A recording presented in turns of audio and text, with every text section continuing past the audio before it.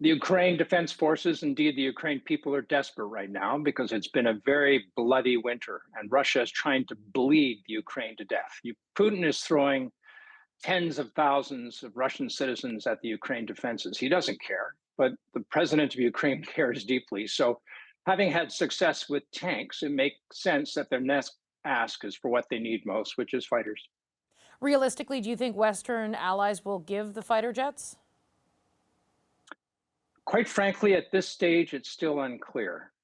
The casualties and the horrific activities of the Russian army are indicative that Putin and the Russians have no intention of stopping. He's announced plans to mobilize 2, 3, 400,000 more Russian soldiers to throw at the Ukraine Defense Forces.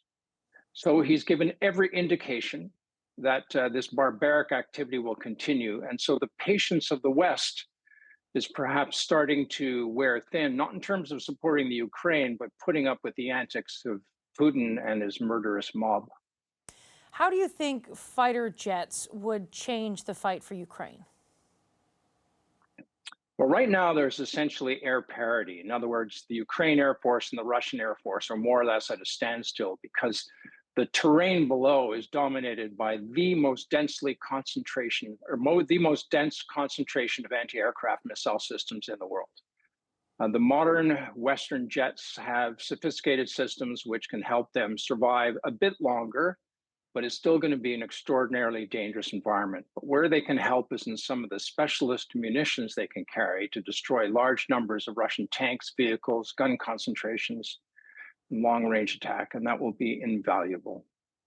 Last week, Canada announced that it will be contributing 4 Leopard 2 tanks to Ukraine, and one of several announcements by Western allies to get those battle tanks to the front lines.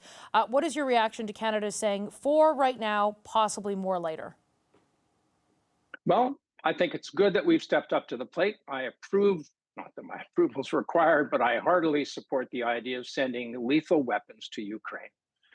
Tanks, 4, that's political tokenism. On the other hand, this is a political act to maintain solidarity with our allies. Canada has 82 main battle tanks, but another 34 or so, which are like big armored bulldozers or big armored tow vehicles.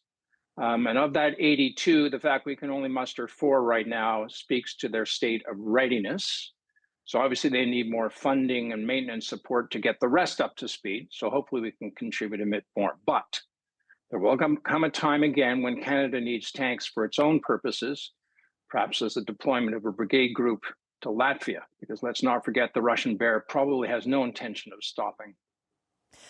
When you say the contribution of 4 speaks to the level of readiness, what do you mean, and what do you take away from that? What is your assessment of that? Well, Canada, out of the 82, we currently have an immediate need for about 60 to 70. So we could probably have spared what is called a squadron, which is an organization in the Canadian context commanded by a major. It's about 150 soldiers and support personnel, and it's around 18 or 19 tanks. That's what most of our other allies are contributing, if not more. Canada's contribution, to my knowledge, is the smallest of them all. Once again, we contributed 4 155 777 guns. Once again, the smallest artillery contribution of any nation. So it is not punching at our weight. It's punching way below our toes, so to speak, but at least we're contributing, and that's the important thing. So for a positive message, at least we're sending something. And by the way, those are pretty good tanks, the same as the rest of our allies are sending, but we should be sending more. And the fact that they're no more ready to go means that over the past 5, 6, 7 years, the armed forces have been starved of spare parts because they've been starved of funds. So what do you think the Canadian military should be doing at this point, and what should the Minister of Defence be pushing for? It is budget season. Anita Anand was on this show before the holiday break, and she said she was going to present the Finance Minister, Chrystia Freeland, with 3 options. What it looked like to fund under the 2% target of GDP spending for NATO, funding the military at, or funding the defence forces at 2%, and then above 2%. And she was going to present those options to Chrystia Freeland for a decision here. What would you be pushing for? What do you think Canada, the defense minister, should be pushing for at this moment? She should be pushing for 2%, just like we've agreed to do for many, many years now with our NATO friends. Just just like all our other NATO allies are doing. Quite frankly, she and the defense minister have to go toe to toe, and they have to realize, I think the Minister of Defense does realize this, just how dangerous the savage activities of the Russian army in the Ukraine are for the rest of the world in terms of potential ripples of instability. And to be effective, we have to provide a viable deterrent. Our north is undefended. We don't contribute anywhere near a proportional share of troops, equipment, or funds to international missions, be it with NATO or the UN. Our GDP, gross domestic product, is bigger than Russia's.